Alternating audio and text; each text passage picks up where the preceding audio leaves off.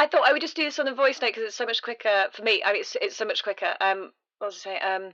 Oh yeah, my head is all over the place today. Sorry. What was I thinking we should do? Oh yeah. Okay, I think we should do something like a podcast. Like we should do like a podcast of our sketches and that, and like what is? Wait a minute. What's that? God, there's like this little bird in the garden. It's just like sitting there. Oh, it's so funny. You obviously can't see it, but it's very funny. Anyway, let me know what you think. Cool. I've rambled. Cool. Okay. Bye. I will not be responding to voice notes. If you want to communicate with me, I will need written correspondence. Me again. Another voice note, just because it's like so much quicker, and things are just really busy at the moment. My head's just literally all over the place. I think I said that before. Anyway, the podcast idea. Yes, like I think it could start with some sort of like cold open with just the three of us, like doing a cold open. And oh my god, that silly bird is back. Oh my god, lol. Oh, let me send you a picture. Hiya. Sorry, I've only actually just seen this, and yeah, that sounds like a good idea. I'm actually having an absolute mare of a time right now. You'll never guess what I've done. I have locked myself in the bathroom. Like the latch. No, not the latch. The actual mechanism of the door is stuck.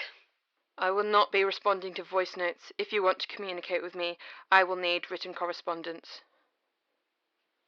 I can't actually believe I've done this. Like, I don't know what to do, and I'm home alone. Like, I'm literally stuck in my bathroom. I will not be responding to voice notes. If you want to communicate with me, I will need written correspondence. The cold open could be maybe something like I say something about something, and then you guys like say something funny. Like it could be banter, because yeah. So I got hungry and I had to eat my toothpaste, for sustenance. And I have enough air, I have enough water, and I can drink water from the tap. I will not be responding to voice notes. If you want to communicate with me, I will need written correspondence. And I think you could also have like guest stars on the podcast, on our podcast, because it's us. Like other funny people. Yeah. So let me know what you guys think. Bye. I've tried breaking out. I'm just so tired now. I'm just gonna go to bed now for the night here. I've actually made a nest out of the towels. I will not be responding to voice notes. If you want to communicate with me, I will need written correspondence.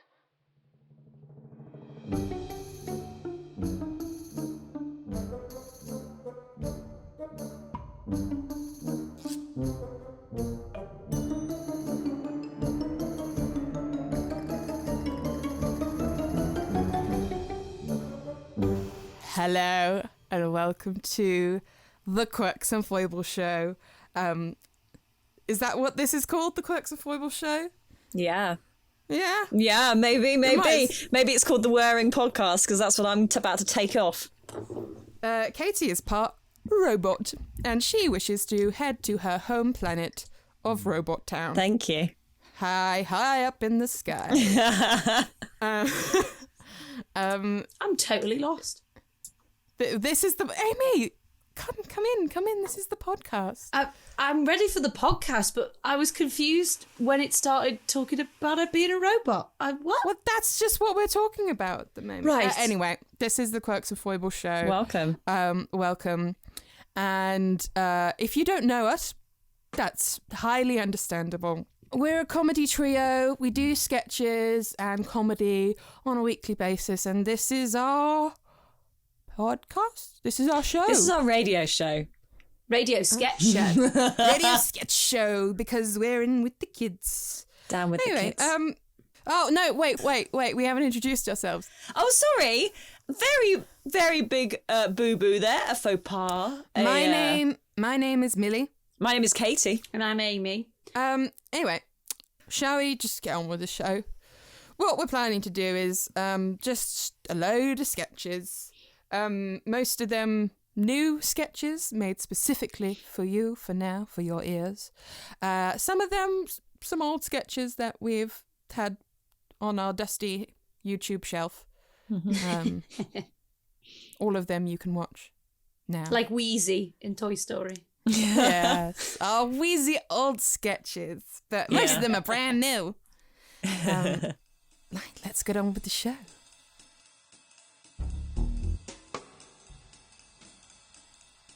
The second he walked in the room, he caught my eye.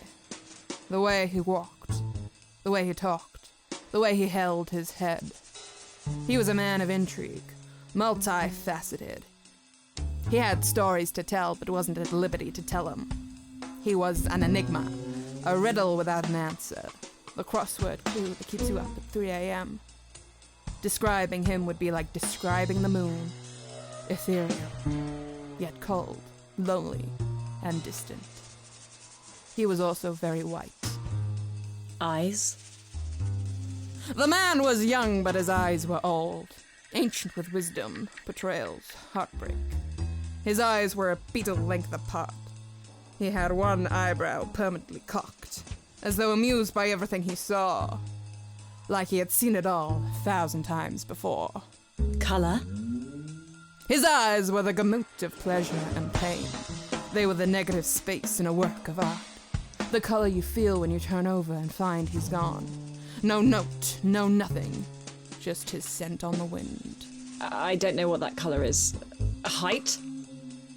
He wasn't too tall and he wasn't too short. The sort of man just about tall enough to reach the top shelf in the supermarket to get something for himself. But he wouldn't offer to help you just in case he overestimated and embarrassed himself. He wouldn't be getting you that expensive jar of marinara sauce, not for nothing. After all, that's how you survive in this city. You don't do nothing for nobody. He knew that better than anyone. Is that like 5'8" or 5'9"? He had a nose dead center of his face. His hair was the color of a Venetian tile. His fringe covered his forehead like a Venetian blind. His cheekbones were like a cathedral ceiling. Next to him, everyone else's faces looked like a bungalow. Stop! Stop! I literally don't know how to draw that. Excuse me? Listen, I'm just the forensic sketch artist, okay? I don't know how to draw the gamut between pleasure and pain. I don't know how long a beetle is. It depends on the beetle. If you can't just give me, like, literal empirical facts about the suspect you saw, then there is literally no point. What was he wearing? He was wearing a black and white stripy t-shirt. He was holding a sack with a $sign on it. Finally. Thank you. Back in my day, we didn't have the internet. We didn't have mobile phones. We didn't have social medias. Back in my day, we didn't even have the telly. I remember when all the neighbourhood children got together and we would have to crowd round a box with a dead squirrel inside between the hours of 5 and 6. That were our entertainment. Back in my day, we didn't have all this gluten-free, low-dairy, vegan, nut-free foods. Back in my day, if there was something you couldn't eat, you would just have to eat it. And if you died, you died, and you would be happy about it. That's how my grandfather died, and he just kept his head down and got on with it. Back in my day, we didn't all have all these namby-pamby pronouns. Pronouns didn't exist. No one referred to anyone. We just kept our heads down and got on with it. And if you didn't like it, you could go and cry silently into your pillow at night.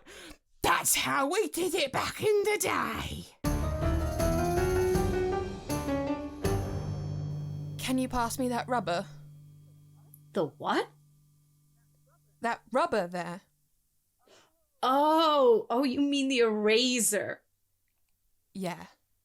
I forget you Brits have silly names for things. Yeah. I think we need to redraw this. It's looking a bit ski-whiff. What? Wonky. Oh, right. Such a silly little language. What other words are different? I don't know. Can we stop faffing about? Faffing about? So awesome! Do another one. What, like how we say trousers, not pants? Pants is actually we call our knickers. Knickers? You gotta be kidding me. So quirky. And in America, you say vomit, whereas we say chunder. Wow. And then you say cupcakes, whereas we say fairy cakes. Why fairy cakes? 'Cause you've got to leave one out for the fairies. Really? Yeah, otherwise they'll cut your mince pies out. And you'd call that a cup of coffee, whereas we call it an old tankard of old brown. But if it's got milk in it, we call it an old tankard of white brown. And the road signs in Britain are called Pointway sticks. And we call bread buns softy boys. But up north they call them parking lots we call car creches because they're like a nursery for your car. And if you're feeling Hank Marvin for some scran between first nosh and middle nosh, you can have some 11 seats, but after that it's sundown hipty scoodle. But the posh toffs call it uppercase hipty scoodle, innit? But in America you probably just call it a snack. This summer, the cars and the swords are back. We're just a family. A family who hates swords. I've had it with these swords mucking up my paperwork. She's nothing like the other girls. She knows how to drive. Cars vs. Swords 4. Fourth gear, second chances. This film is not yet rated. I'm here with the beautiful, incomparable Kinsey Cole, star of the new Cars vs. Swords film, Cars vs. Swords 4, Fourth Gear, Second Chances. Kinsey, tell us a little bit about your character. Yeah, so she's this really strong, independent female character.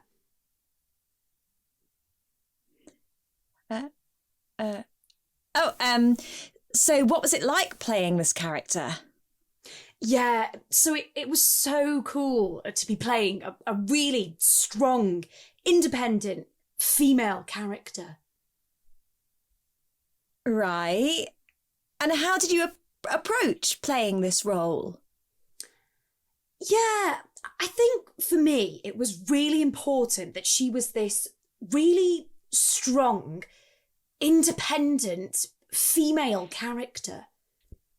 The Cars vs. Swords crew are a tight-knit family that each have their special role to play. How did your character fit in with that dynamic? Yeah, so she was the girl. But she is this really strong female, independent character. Kinsey, what was your character's name? Oh, I don't know. They didn't give me one.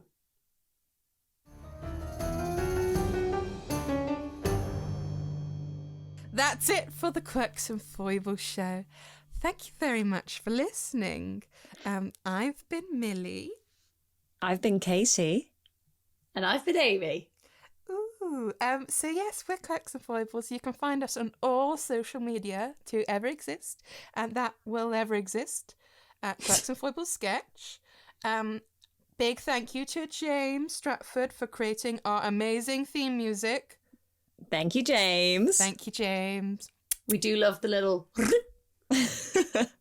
And hopefully this will be a regular thing, so stay tuned. If you want to review us, please review us and, look out for notifications for the next episode.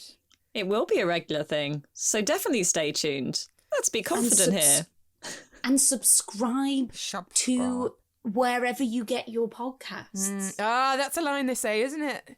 It is Yeah, a line to say. wherever you find your podcasts, like they're little gems. Little Exactly. gems of nuggets of Because gold. people find their podcasts, all over the place. Under a rock. Yeah, under rocks. If that's how you find them.